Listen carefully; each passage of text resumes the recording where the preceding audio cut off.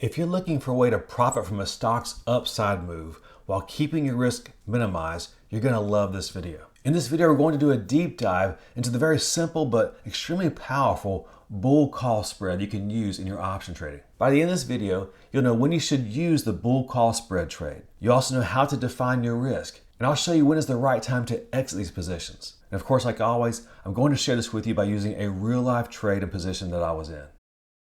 Before you place any trade, you should have a very clear reason why you're doing that trade. So when should you do a bull call spread? The bull call spread position I'm going to share with you was in the Russell. So let's first look at the charts so I can help you see when you should use this strategy. We're going to look at three different time frames here. The first one here is the hourly time frame. See, overall, if we're going to do a bull call debit spread, we want the market to be overall bullish. This yellow line here is the date that I entered this bull call spread trade. And the yellow line up here, that's the day I exited it. So why did I decide to do this bull call debit spread on this day? Well, I was bullish on the Russell. I believe that over the next 30 to 65 days, it was going to move up in price. So that's trigger number one. You need to be bullish on the underlying stock. And of course, if you're bearish, you could do the same thing, but use puts. You'd buy a bear put debit spread. But in this case, I was bullish on the Russell, so I bought a bull call spread. Now when you do these, you want the market to be either bullish or you want there to be a fundamental reason why you think the stock will go up. You want there to be something that will ignite the fire in the stock you're trading in so this bull call debit spread turns into a winner. And that's what you see happen. Overall, the Russell kind of plugged along here, was drifting higher, but then all of a sudden on the 6th of November, it took off. So although on this hourly time frame, it took a little while for the stock to go my way, it ended up going my way. And you'll probably see a little better why I decided to do that trade on this daily chart. Here we're looking at about 6 to 9 months worth of the Russell on the daily chart. And notice that during the time frame leading up to this trade, which remember I took the trade right in here with this up arrow, notice that the Russell had been drifting higher. And on the day I did this trade,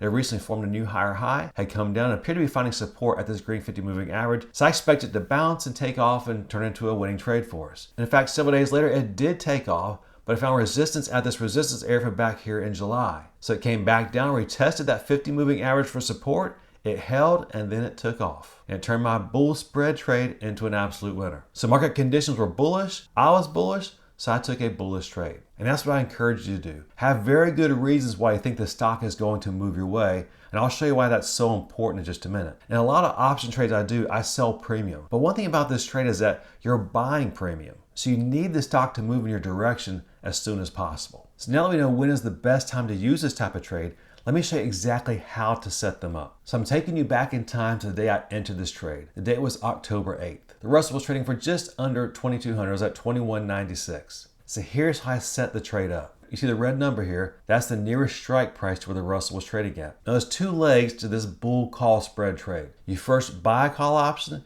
you then sell a call option above the one that you bought. Now if we just bought this call option, it would have cost $86 per share. Now it's for the $2,220 call option strike price. But by selling the option 20 points higher than that at $22.40, we received $76.20. So it greatly decreased how much we'd be out of pocket for this bullish trade. At the bottom here, you see it cost us $2,039 to take this bullish option position in the Russell. So the option we sold 20 points higher than when we bought, well, that helped decrease how much theta or time decay was going to eat away at the value of this position. And you see that theta or time decay represented in red because it was working against us. It was over $3 per day. And then here's what the profit and loss graph looked like. Notice that we were at break even on the day we did it minus the commissions. If the stock came down, how much would we lose? Well, at most, the $2,039 we paid for the position. I really like that. So how much could we possibly win? Well, our spread is $20 per share, and we did 2 shares worth, so basically $4,000. But remember, it cost us $2,000 to enter this trade. So we had $2,000 at risk. We could potentially win $2,000 if the Russell cooperated.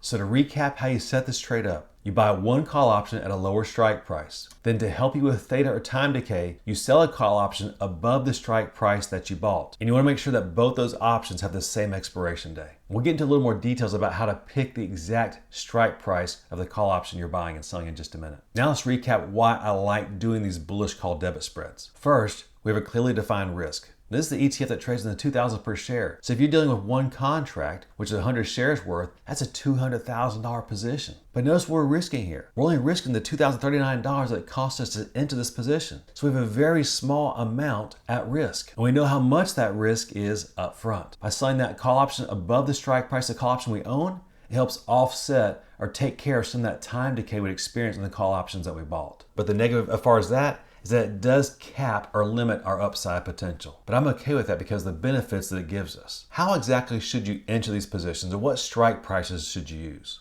Well, placing this trade is actually easier than you probably think. Here's exactly how you do that. Step one is to pick a stock or ETF that has a lot of liquidity. Remember, we're trying to buy and sell options that we don't want to sign. We want them to be easy to get in and out of, so you want the open interest to be high on whatever stock or ETF you're going to do this strategy in. So pick a very liquid stock or ETF that has very tight bid-ask spreads. I typically like to give myself some time to win on this position. Remember, on that hourly chart, the Russell, it took time before the stock actually went our way. So you want to make sure you give yourself enough time to win on the trade. There's nothing worse than getting a trade right, but you run out of time. So typically on these positions, I'm looking at what I think will happen to the stock in the next month to 40 days. I'm then doing a 50 to 70 day bullish call debit spread. So give yourself plenty of time to win on this trade. Now, what strike prices should you choose? Well, I like to buy the call option that's pretty close at the money. For example, the Russell, I'm buying them anywhere from at the money to at most 20 to 25 points out of the money. I'm then selling the call option against that that's about 20 points above that. I get nice premium for selling that call option and it helps offset some of my time decay. Let me show you exactly how you place the order for a trade like this. So we're looking at the RUT, the Russell. We're looking at options that expire in 68 days. On Friday, the Russell closed at 2,056. So remember, we want to buy an option that's either at the money or pretty close to the money, but not more than 20 to 30 points away from the money. So in this scenario, if I was bullish on the Russell, which by the way,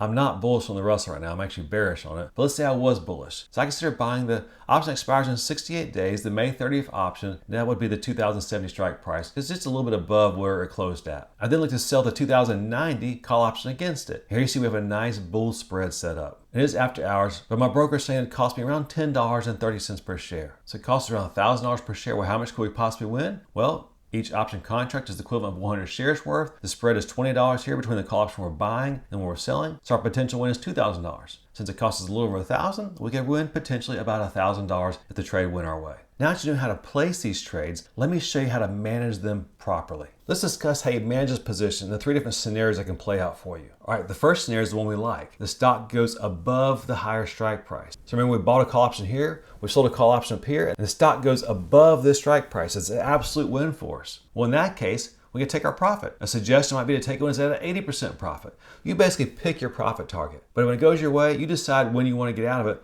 unless you just want to stick with the whole thing. Now, personally, I like to watch the technicals to see when they might be switching and maybe going to go against us. That's what you saw we did with the Russell trade I shared with you in this video. Going back to our hourly chart, remember we entered the position here, the stock went up and then had a nice advance.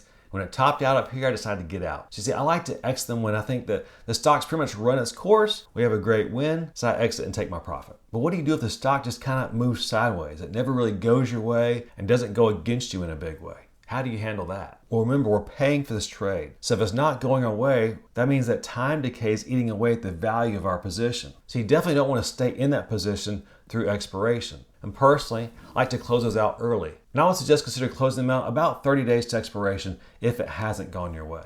All right, now let's talk about the scenario where it goes against us. This is kind of like the worst case scenario. How do you deal with that? How do you manage your risk in that scenario? Well, one nice thing about these bullish call debit spreads is that you've already defined your risk up front. So if you're comfortable with it, just take the overall loss. So you want to give these positions a chance to win for you because you never know when the stock might reverse and head way back up in price. So you could set a stop loss and say, well, when the position was down, say $500, that's when I'm going to get out. But typically with these, I normally buy them with the expectation that if it doesn't go my way, I'm going to take a complete loss. That's something you have to decide for yourself. How much are you willing to lose? With a nice 1-to-1 risk to reward ratio, I'm okay losing the whole thing if it comes to that. Before I share a few tips with you that I want to make sure you understand that will help you be successful using these bull call spreads, let me show you how our trade turned out. So if you look at the chart over here on the right, this is the day we enter the trade, this is the day we exit the trade. Remember, the trade cost us right at $2,039. Well, on the day we exit this trade, we had been in it for 35 days. You see DIT here, days in trade, so just over a month. Notice there were 38 days to expiration. So we exited about halfway through the trade. And notice our P&L down here. It was 72.62% of what we had at risk. We had a nice profit